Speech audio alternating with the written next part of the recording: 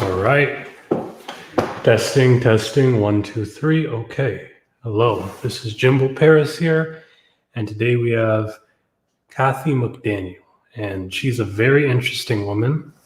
Very interesting about her. She's actually a woman that supposedly saw heaven.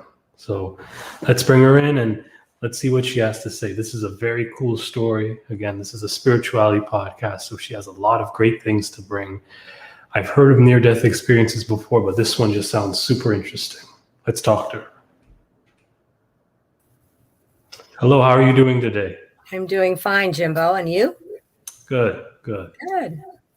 So can you please begin by giving me sort of a brief summary about yourself, who you are, what you're about, and sort of what your message is? Well, by the time I was 30, I had gotten married, had 3 children, one who died. Oh, I'm so sorry. Yeah, we've got to let go.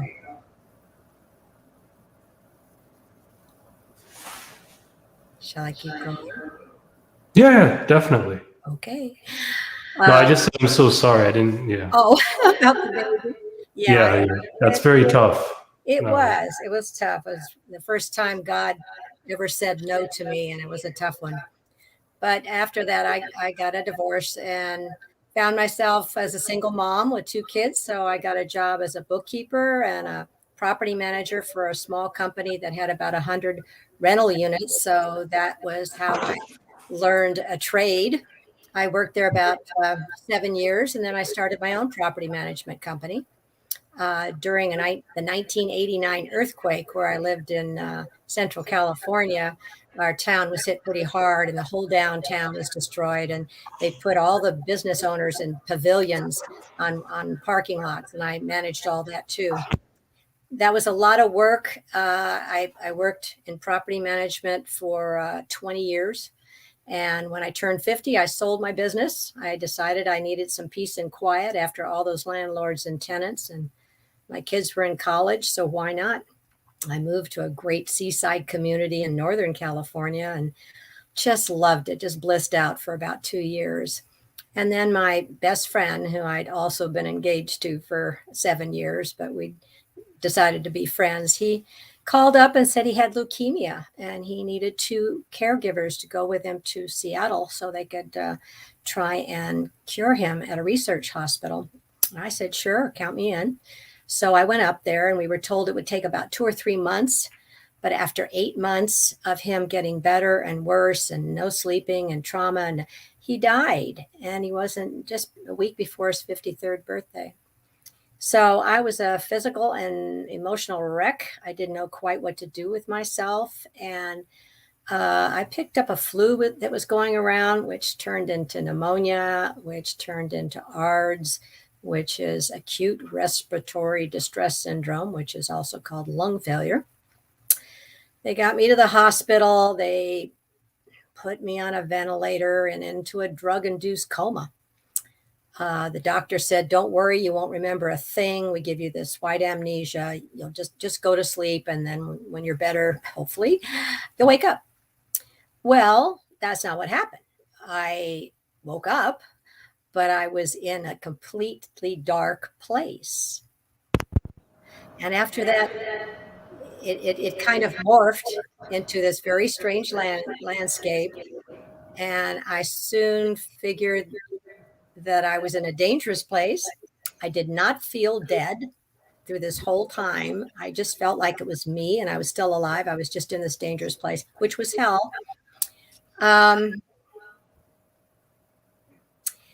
That tragedy story, that whole thing's in the book in great detail, but I did get to go to heaven for just a blast. Love and light and the whole bit. And there was my friend who had passed away the month before. And he told me I had too much left to do and that I had to go back. And I said, no. And I got dumped unceremoniously back into my poor ravaged body. And 20 years later, I finally got the courage and the resources to write my memoir, and it includes my hell and heaven story, of course. And now I spend most of my time on podcasts and radio shows, spreading my message, which is what I was sent back to do. Because once I get it all done, I get to go back home. That's an excellent story. You're definitely a very strong person. And how do you think you cultivated that disposition? And after going through all this, what were the steps to healing and becoming the person you are now? Please let me know. It took a good 10 years before I found any other people that had my experience. And they were in Seattle, which was amazing. It's called IANS. It's the International Association of Near-Death Studies, and it's full of dead people just like me, and it was just great.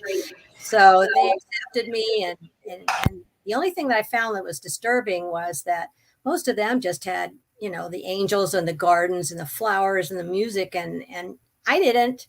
So it took me a long time to find those few people that have written books about hell until I could really kind of figure out what that meant, why I went. And it took a long time, but basically the bottom line seems to be those experiences are given to brave people. It's interesting that you use that word, and that they are able to absorb what happens and reflect on it and come back with this message to share with others, so they don't have to go through what I did. So I really think that IANS, being with those people, opened me up to a whole lot of new understanding about the afterworld. I was a cradle Catholic, and I was just taught certain things. I was taught that I would go to hell if I was really bad, and I was taught that I would go to purgatory, which is like hell, if I did anything bad that needed to be cleansed before I went to heaven. So I bought the concept of hell. I lived my life according to those principles. And so when I died, I wasn't disappointed. So the message basically is God is all loving, all forgiving, and he never condemns anybody. The only way you can get to hell is by choosing it or manifesting it yourself. And that's the message in a nutshell that I need to bring back and save people a bad, bad experience. And how did you know you needed to bring this message? Do you think before all this happened that you had a purpose in order to spread a message? Because spreading a message is a very hard but powerful thing to do. How did you cultivate that ability to spread that message through your brand? Sort of explain that to me. I didn't have a choice. What happens is when you get back, it's very, very common for people to hear what most people think of is your guardian angel, your conscience, that little voice that kind of leads you. When you get back, that is a loud voice, and that voice guides you. Even when you really don't want to do it, it's insistent, and it's gentle and kind and loving, and it's a good voice. It's just that I didn't feel like I was the type of person that could go out and spread messages. I've always been a person who hated public speaking and never liked the spotlight on myself. How was I going to do this? Well, gently, I was taught by going to these IANS meetings and having finally the guts to tell the story in front of all these people. And then to get the reaction of, thank God you told us that. And then this thing about the book, it just kept coming into my mind.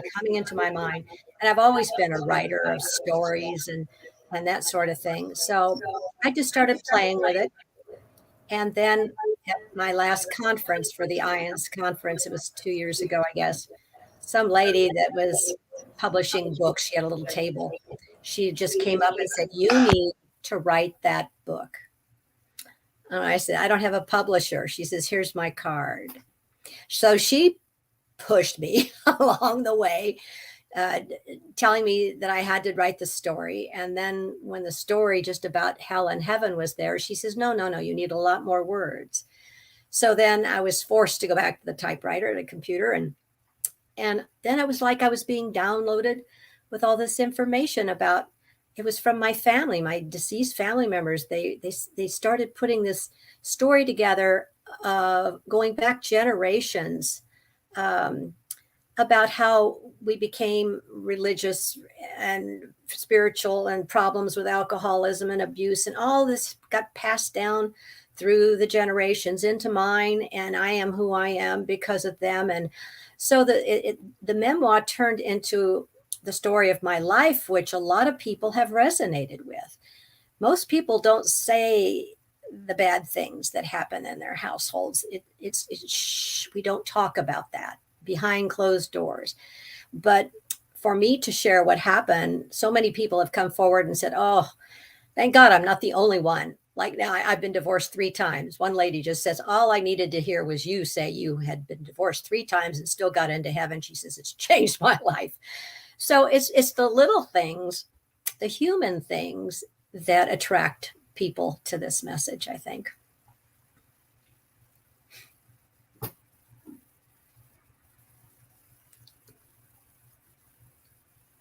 can't hear you.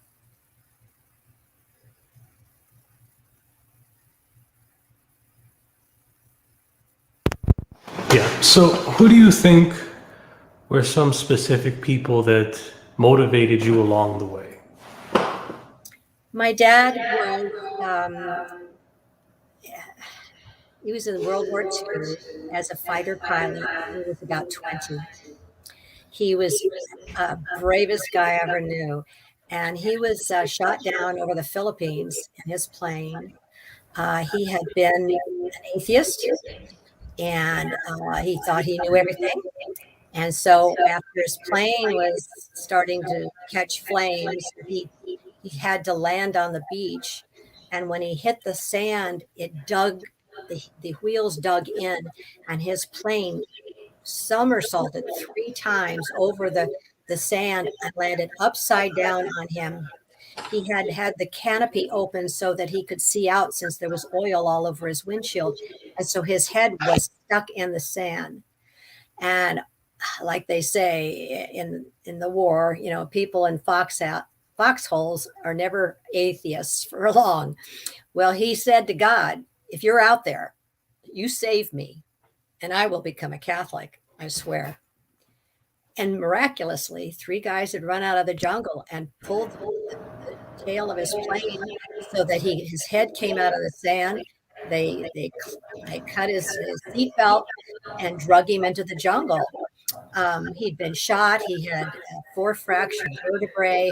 His scalp had been torn off with one ear, and he was a mess, but he was alive. And miraculously, he got back to Honolulu out of the war, and boy, immediately the family became Catholic. He was a very staunch Catholic. He died of COVID in January. Oh, so sorry. Yeah, well, once you are on the other side and you see how wonderful it is, it loses. Not only are you not afraid of death anymore, but that's home, and you really get this homesickness. So Dad and I have had plenty of talks over the years about heaven and what he could expect. And he loved to fly, and he stayed a pilot all through his 30 years in the Navy. So about the second to the last time I saw him, I says, "Okay, Dad, what are you going to do when you get to heaven?" And he says, "I'm going to fly." And darned if a couple of days after he passed away, my publicist, who turned out to be a medium, I didn't know much about that at the time, but she could hear people. And my dad came through to her as, in a nutshell, she had quite a bit to say, but he said to tell me that the takeoff was bumpy, but he landed safely. So That's very cool. yeah, it was. So you spoke to a clear audience. That's very interesting. Yeah. And we were talking about our contract, and all of a sudden she started getting messages from him.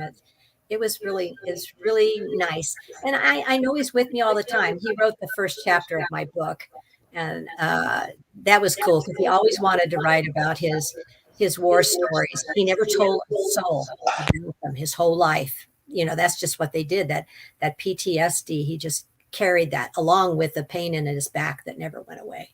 He was just a very brave soul, smart man, great sense of humor.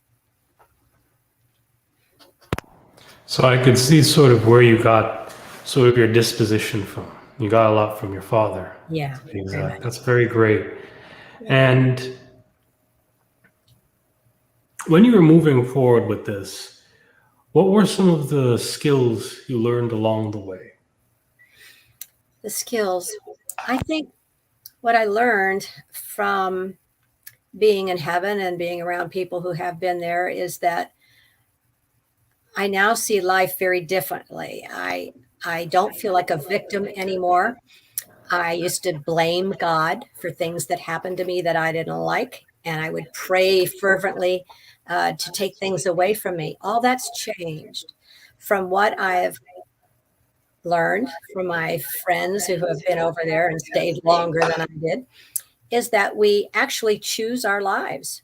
We all start off in heaven as one with God, and our souls are just little pieces of God, and we choose to come down to earth to learn things, to learn courage, to learn empathy, to learn things, and to see what it's like to be in a human body with all this distractions and stuff. So we also choose our soulmates to come with, and they switch. If you want to come down to earth several times, reincarnation's a real thing. You can do that. But I chose to come down. And so when things happen to me now, I don't blame anybody but myself. I just say, wow, I wonder what the lesson is. What was I thinking?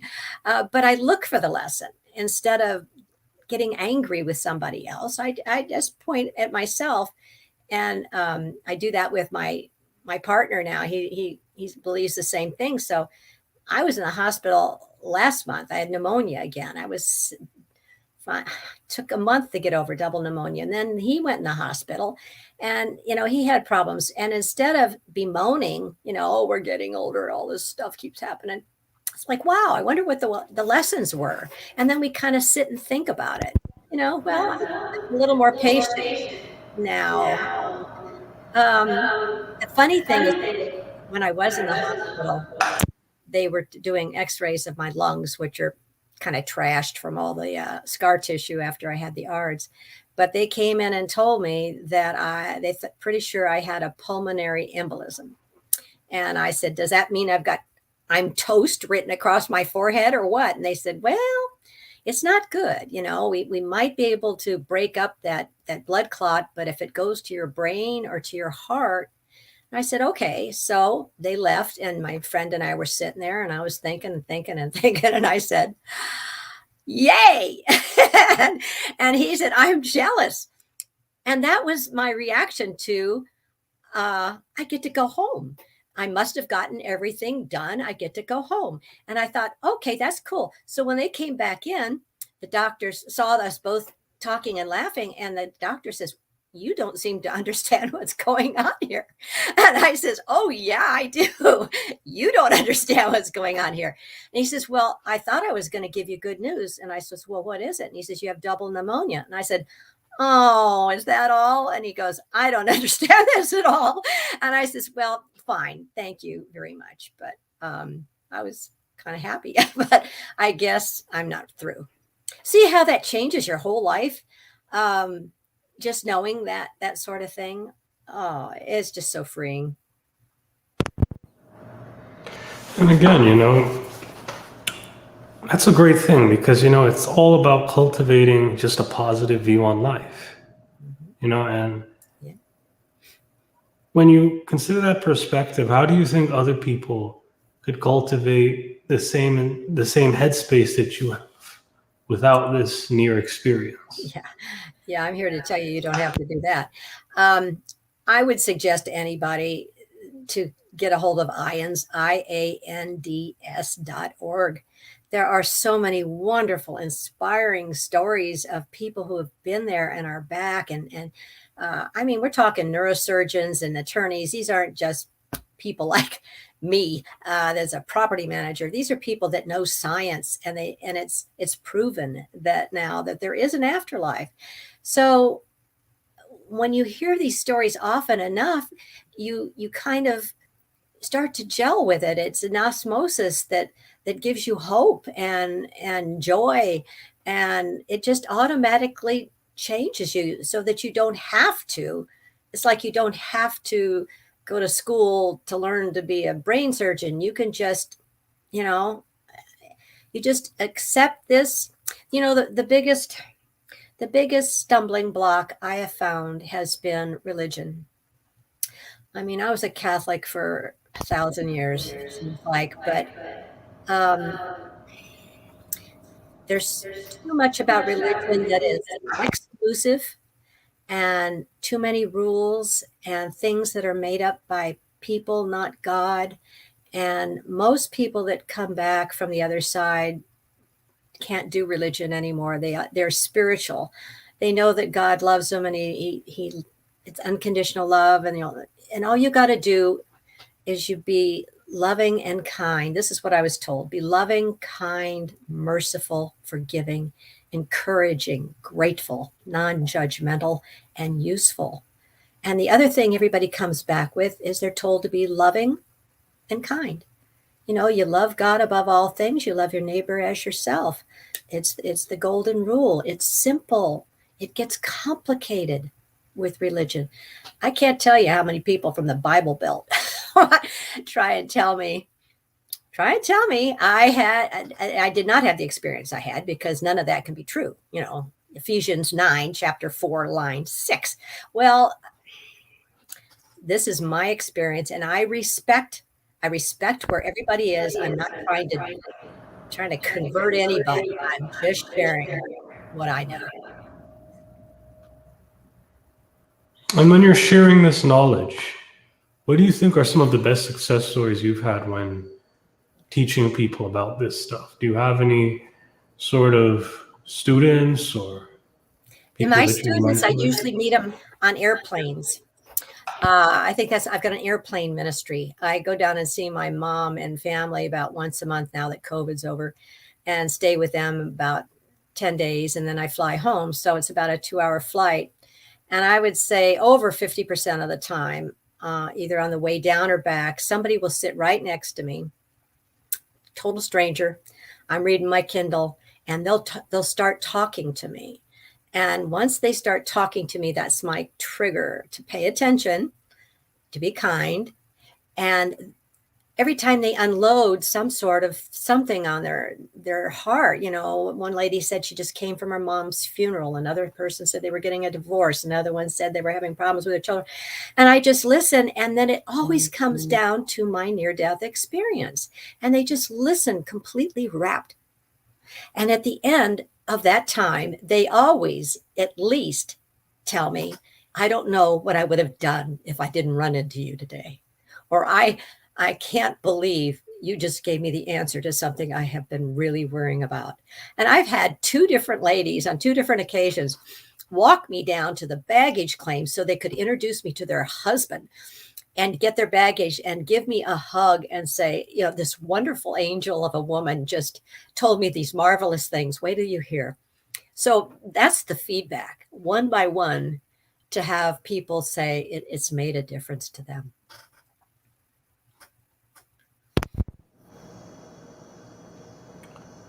And when you've been doing all of this, do you think there were any, when you were growing your own brand, what was your best way of reaching out to people to get your name known? I know you went on radio stations and podcasts, but how did you cultivate that ability to give your story to other people? Did you practice it? Did you learn it? How did you begin to develop this sense of confidence in your story? Because a near-death experience is very fascinating, but it still takes skill to sort of portray that story in a way that's genuine and real to you. Sort of elaborate on. Well, like I said, I've always been a storyteller and a writer, so they picked the right person for that. My publisher said it was going to be tough to get things out there because of COVID. I couldn't go speak. I couldn't go to libraries and do book signings. It was a real challenge, but it turned out to be a blessing, because once I I don't even know who was the first person that contacted me. My book went on Amazon and I started getting reviews, and then, one person saw me and put me on their podcast, and then two more, and I've done over 40 in the last year. I've still got like 10 booked ahead of time. They just get sent to me. It's nothing. I have to show up. I've always been told that. That's what God always whispers that in my ear. You show up, I'll take care of the rest. And it just happens.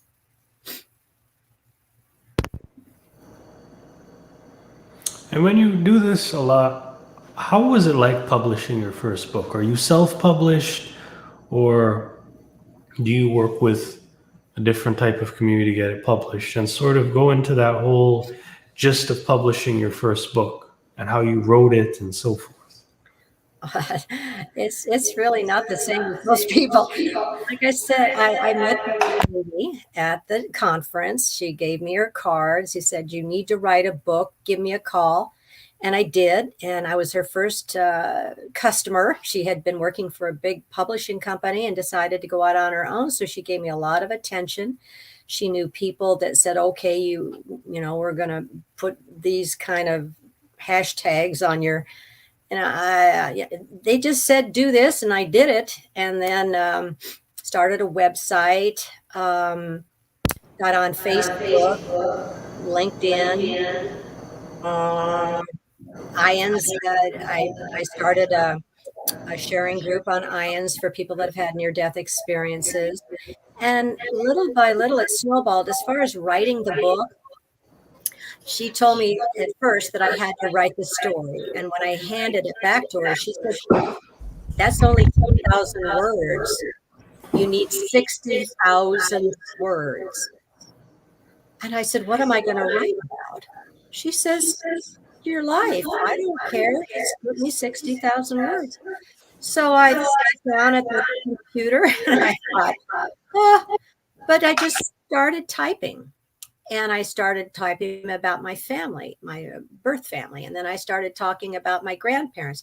Then I started getting these downloads in the form of inspiration from dead relatives. That's just what it was. And they'd wake me up in the middle of the night and say, "Don't forget the time Uncle Harry did such and such." I'd have to get up and make notes, go back to bed. And the next day I'd sit down again.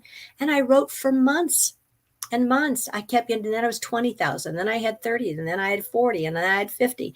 And then I just kept going. And then we finally got an editor to go through and start at the top and start, saying, "Well, this needs to go here and this." And I kept typing and I kept typing. And finally I got to like 60,149 words. And I thought, I'm done.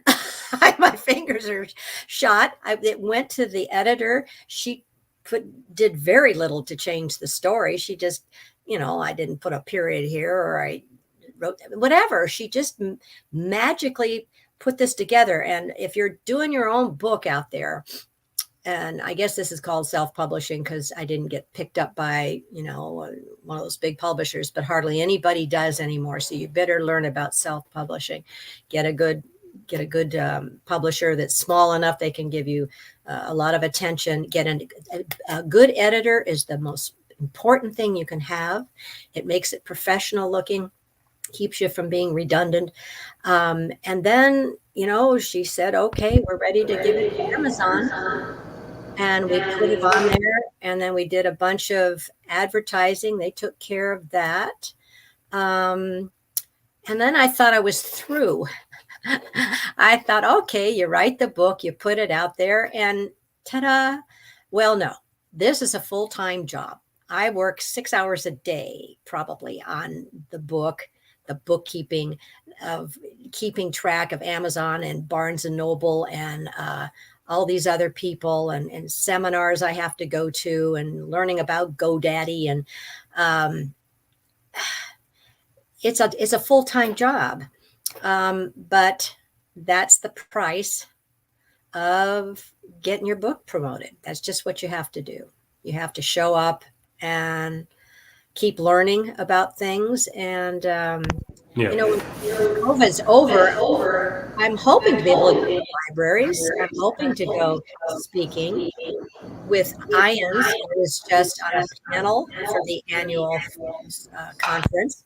So that put me out there. I do sharing groups. I did a webinar last night for IONS, and that's an international company. So there's a lot of publicity that comes with going up the ladder there by being of service to the organization, that you get well known. And because my story is only about, they said something like 6 to 16% of NDEs are the distressing kind. So people want to hear about that. I mean, almost everybody that's Catholic is afraid to go to hell. I know I was. And so if I can teach them how not to do that, to not believe in that concept, because it's not true. We do not have to go to hell, and God will not judge us. That is just something people need to know about. And you know what? I'll give you this too. The other day I was speaking of books. I was doing my books, and I put a lot of money into publishing this book by myself, and I've gotten very little back in royalties. So I was kind of muttering to God about this all the time I did and all that. And he said, Kathy, near-death experiencers are not sent back to earth to become rich and famous. They are sent back to be the new apostles and to be a witness to all they have seen and heard. So that's the bottom line from where I'm coming from. I'm not in this for the money. And I don't, if you're going in for it for the money, unless you're in it for another reason. I'm not. It's just, I need to share my message. How other people get successful, it's hard. All you got to do is walk into a Barnes and Noble. Good Lord, I did that about 2 weeks ago, and look around at all the billions of books in there. There's millions that go out every year, and I don't know how people get to the top of a list. There's a lot of book clubs and a lot of stuff online where people, they buy each other's books, a lot of them. And you got to do it because you love it. If you're in it just for the money, just like any other job, if you're just in it for the money, there's not going to be any pleasure in it. The pleasure for me is having somebody read the book or see me on a podcast and say, wow, thank you. I really needed to hear that. It's making a difference. It's not all about me. And why do you think it's important to focus more on the passion and less on the money? I hear a lot of successful people say it, but in some people's eyes, well, in most people's eyes, that doesn't really make too much sense. Can you sort of explain that a bit more? Because it's a true philosophy, but it's a very hard one for a lot to understand as well. Oh, yeah, I know. I had my own business for 11 years, the property management business. And I started with $100. And then 11 years later, which was a long time ago, I sold it for $90,000. So to me, that was a huge thing. That was something I did without I had 1 year of college. I felt that was wonderful. And it was, because I helped a lot of people. But I was so involved with the money. I mean, I helped people for a living, and that's what gave me joy. But I was always worried about the money. That takes the joy away. It's hard. We're all here because we chose to do this. So if we're choosing to do that, to learn something. And what I learned is there was something more important to me. I had more of a purpose than just making money. For me, it's about giving money back. It's about helping other people along the way up the ladder. That's where the joy comes in. You'll never have enough money. You'll never have enough money to say, that's it. I don't need any more. It's like a hole in the soul. It can't get filled up.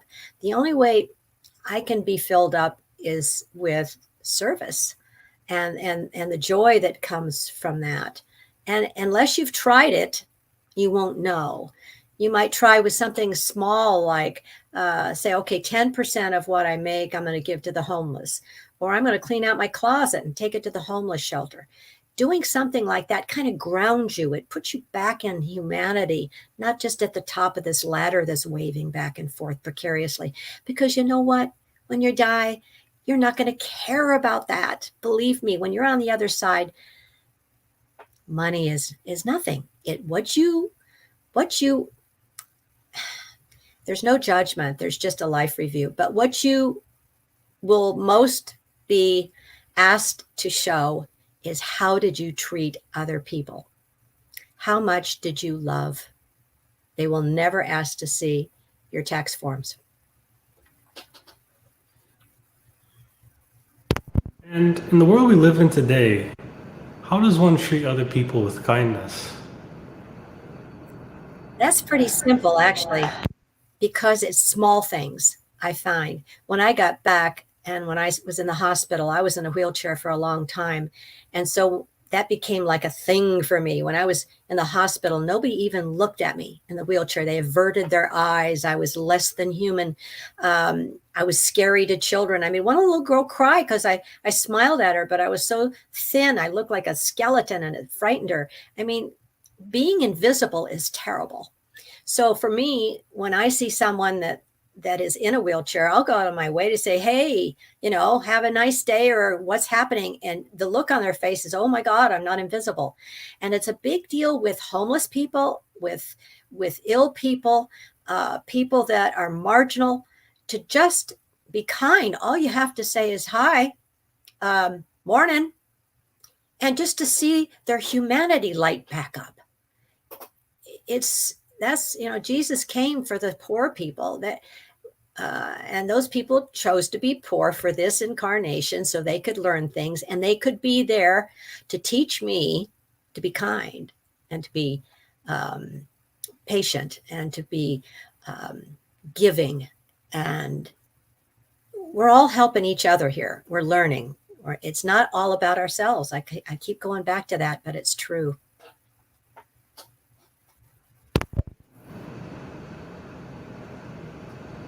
And when we continue to do all this, why is it that some people struggle with this, struggle taking in your information? Have you ever dealt with people that may have had more obstacles along the way? Because it mustn't have been easy to convince, very stubborn and hard-headed people about this either.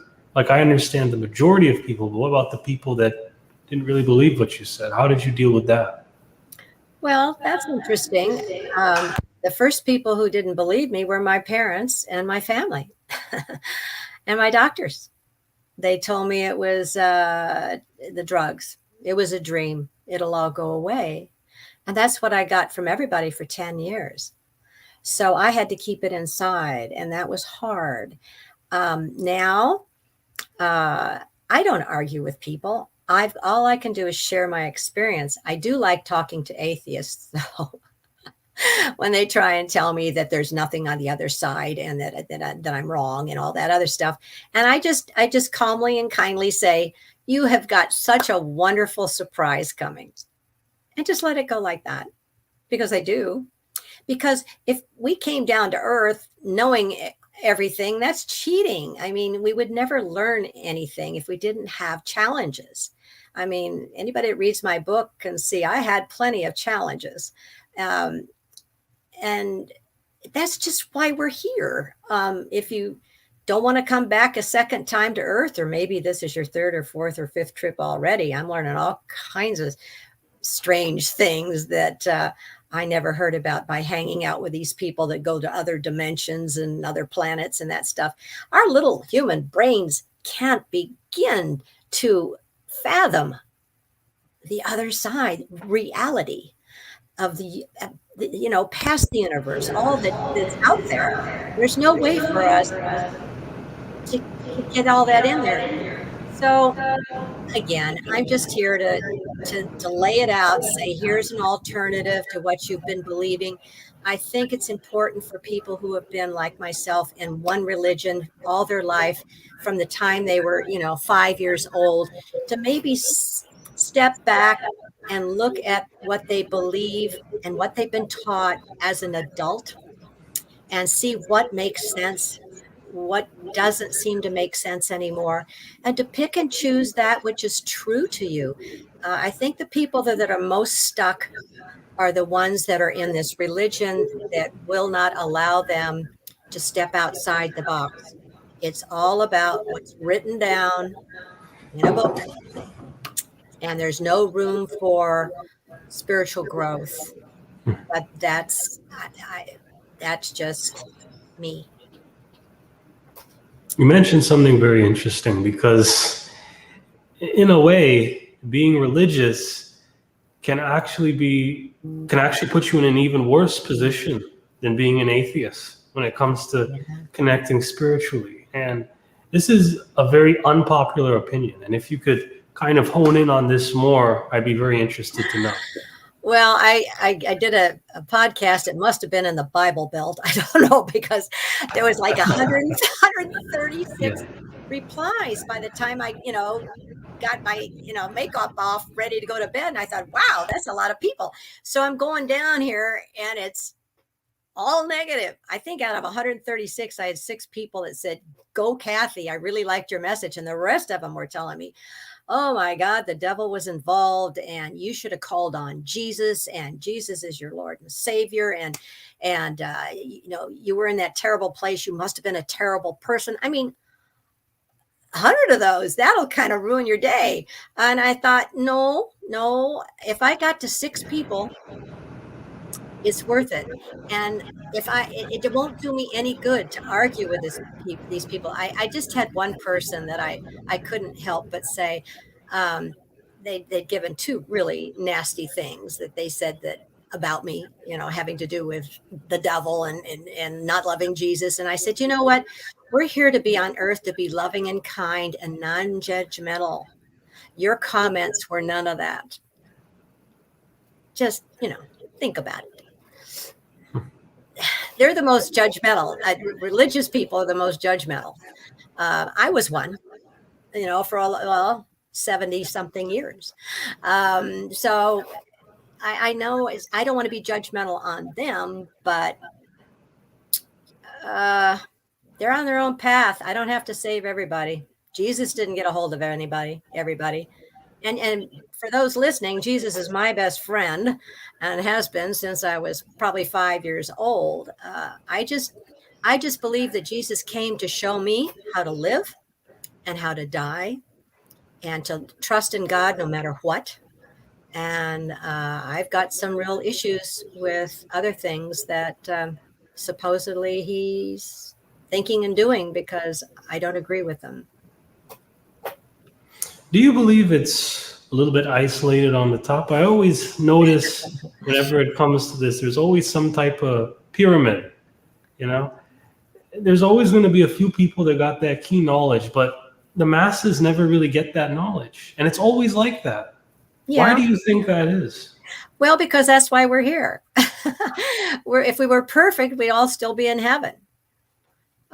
People choose to come here. And like I said, if you know that all that you believe is not true, what's the challenge? That's when we're sent back, a lot of times people are up there for what seems like a long time. There's no time up there. It's just this eternal now. But they're shown the Akashic records and they're shown this library, and they could just absorb all the knowledge of the universe, and their heads were just swimming with all this wonderful information. And they woke up out of their NDEs and it was all gone. Because it's our human brains can't contain that much knowledge, and B, that's not the reason we're here. We're learning. And if we go back, we don't get what we want done while we're here, you can come back and do it again. I, for one, am not real crazy about coming back to this planet. It's hard, so I might just find my dad and just go fly around the universe with him for a while. You kind of have to lighten up. Everybody takes everything too seriously, and God's got a terrific sense of humor. And I think that's another thing I would suggest. People take things too seriously. It's not necessary, and it takes all the joy out of life. It's so hard to be kind and uplifting and helpful to other people if you're being beaten down all the time by this box of rules. I feel sorry for people like that. And when you reach this stage in life, did you sort of change the people around you as you began to grow too? Because I have a feeling, all of your old friends kind of split off and then a whole new set of people came into your life. Am I correct? Yeah. Yeah, I was going to be on a show last night that was really going to be special to me. And I emailed my sister and my 3 best friends, and nobody watched it. That hurts. I thought, well, crud, if they were going to be on some show and featured and on a well thought of platform, I'd watch them.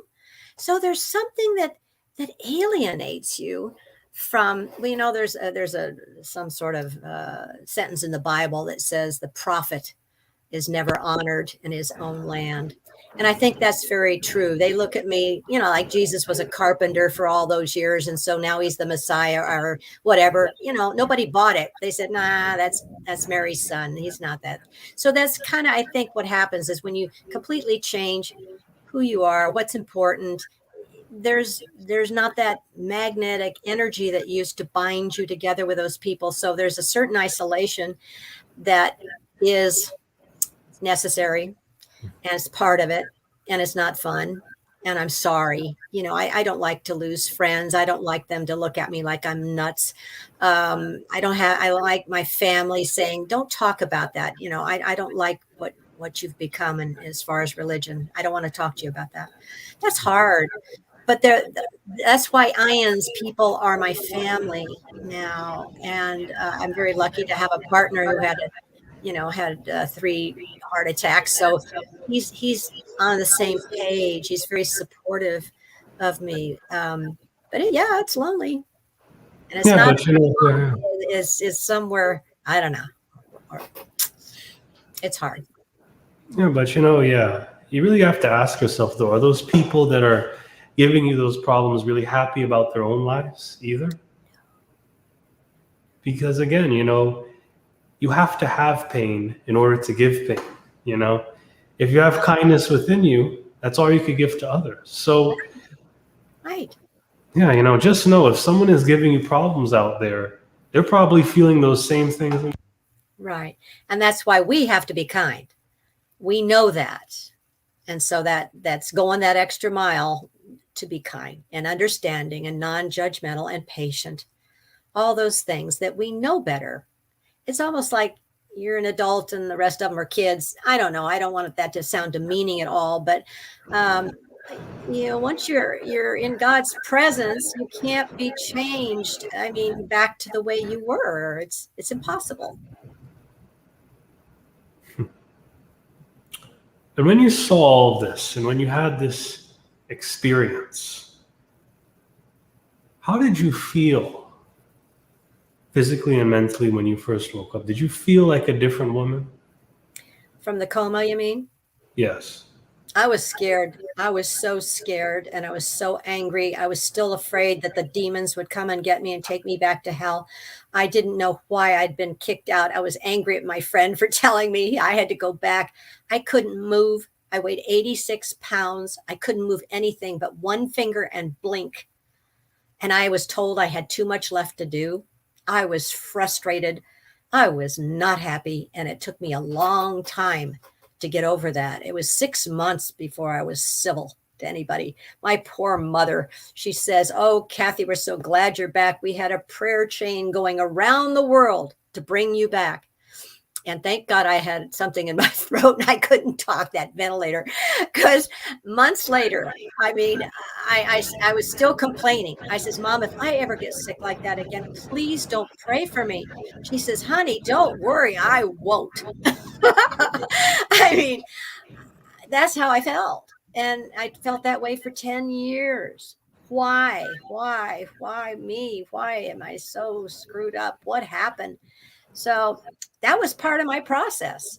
It was not bingo. I've been to heaven and I've got wings. No, it was a very distressing for a long time. But now I know why. So I can save people from doing that themselves. That's the greatest gift I can give somebody, is to let them know they don't have to go to hell. That was self-imposed. It's big. It's big. And when people hear about this, what do you think is the best incentive for people to have their ideal lives? Should it be ruled by fear, or should it be ruled by positivity? Because in my eyes, fear is a negative thing. Oh, yeah. Positivity is a powerful thing. Which one do you think is more powerful? Oh, well, fear is destructive, and that's got power. But positivity, that's the only way I can be anymore. If I get around a movie or a person or a friend that's being negative, I have to tell them I'm going to have to leave unless you stop that. What you manifest, what you tell yourself, like my friend says, "Oh, my back is killing me." I said, "Don't say that. Your mind and your body are very literal. You should only really concentrate on positivity, on positive thoughts. Every word out of your mouth, you've got to watch it. It's very, very powerful." And I definitely agree with that. A positive mind is a powerful mind. And how do you think, well, you sort of explained it a little bit, but how do you think a person can sort of cultivate this positive headspace in their day-to-day lives? Everybody throws in meditation, and for the longest time, I didn't even know what that was. But when I realized it was just getting quiet and just letting your mind relax, your body relax. And if a thought comes into your mind, just don't even look at it. Just deep breathing and just getting in touch with who you are. You are not all this chaos that's going on around you. You are not your job. You are not your spouse. You just have to find yourself and get quiet and know it's all good. It's all good. It's all good. It's all going to work for good, and believe that.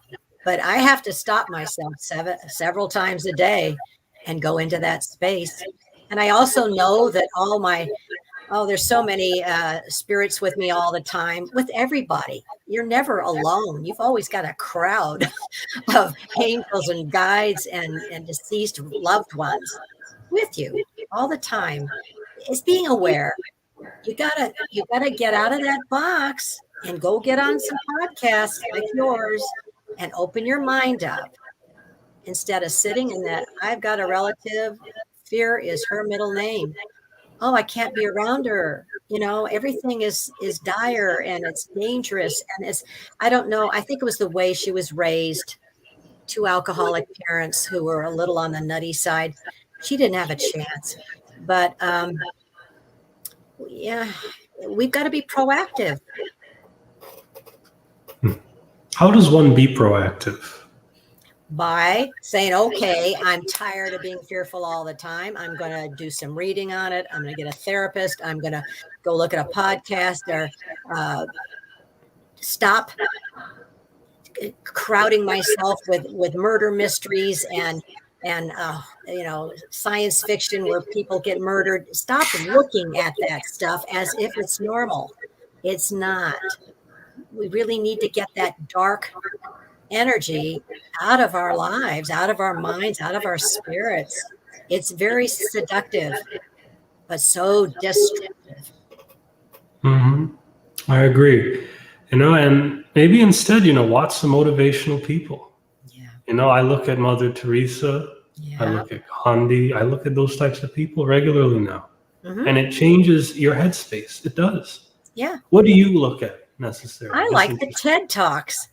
They're 5 minutes long and they're so inspiring, and you can pick up something. And another thing I do is the Dry Comedy Club. It's on somewhere on the internet, but it's funny comedy that doesn't have any crudeness to it. It doesn't belittle other people. It's just funny and laughing. is so good for us. Endorphins, and it lightens your mood. It lets you know that things aren't that serious. So comedy and TED Talks, and I like to go through the on my Facebook and all that, and see the funny cartoons or the inspirational ones, things with dogs in them, anything that makes you feel joyful. Surround yourself with that. It's not hard and it's free.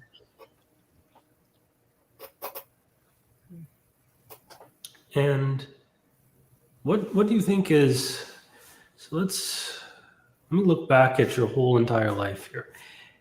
If you had a younger self, right, and she came back and she asked you, what am I supposed to do in my life? How am I supposed to live a quality life? What would you tell them? I would tell her to quit listening to what everybody else says you should do. You learn to think for yourself a little earlier in your life and what feels right for you. Don't just do it because other people tell you. I think that's a big mistake. That puts such shackles on us, and it's very hard to break out of the older you get.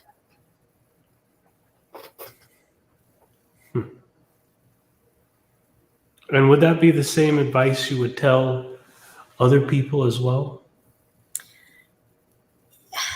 Again, I try not to tell people anything. If they ask me something, I will share it with them.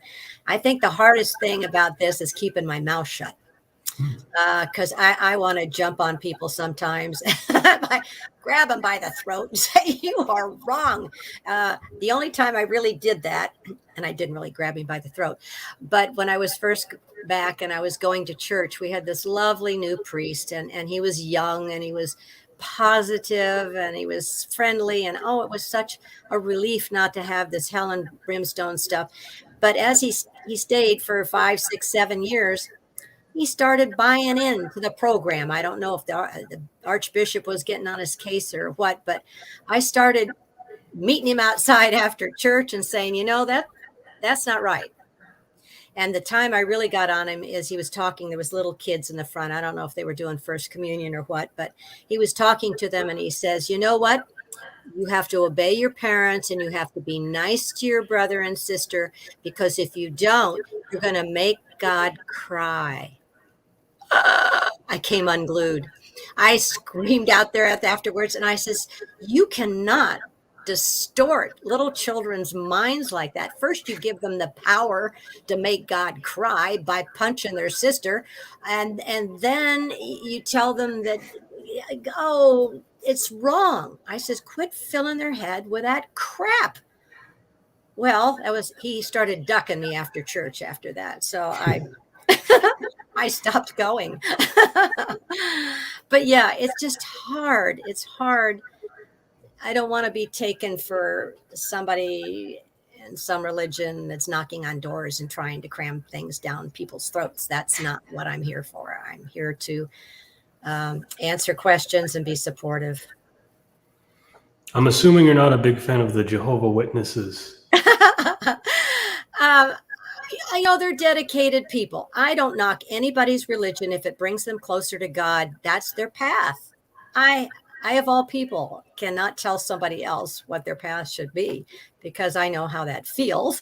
And if that's what they chose to do in this life and that's their path, no, I don't make fun of. I mean, we all make fun of everybody in a kind sort of way.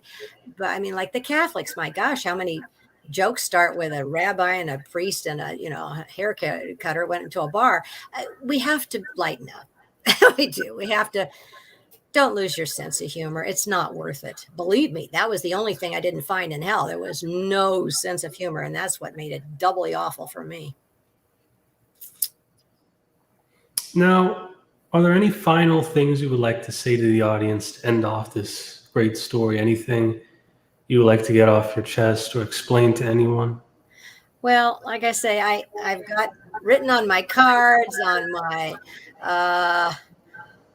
book, on my everything. That is what God told me we need to do every day. That's what I do. I get up and I look at my picture of Jesus and I say, dear God, help me to be loving and kind, merciful, forgiving, encouraging, grateful, non-judgmental, and useful.